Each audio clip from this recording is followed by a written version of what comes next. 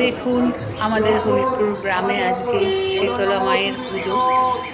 তাই আমরা তো পুজো দিতে পারবো না, প্রথম দিনই পুজো দিতে পারবো না, কারণ আমার এক ভাইপোর ছেলে হয়েছে আমাদের আনন্দ আসৌজ। তা তবু আমার মন খারাপ লাগছে। প্রথম দিন আমরা সারা বছর অপেক্ষা করে থাকি মা শীতলার পুজোয় যাব বলে।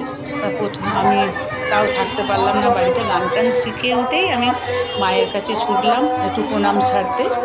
মায়ের কাছে গেলাম, দিয়ে একটু প্রণাম করলাম।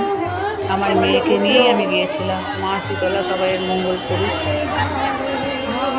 তা ওখানে হরিনাম, নাম কীর্তন সমস্ত কিছু হচ্ছে। যে কীর্তনের দল মা শীতলা, এই যে আমার ছাত্রীর মা এসেছে চন্দ্রপুর থেকে পুজো দিতে, ভীষণ আমাকে দেখে খুশি হলো। আর এই যে মায়ের দেখেন প্রচুর লোকের সমাগম, প্রচুর লোক নানান গ্রাম থেকে, অনেক গ্রাম থেকে পুজো দিতে আসে। এখানে হরিনাম হচ্ছে,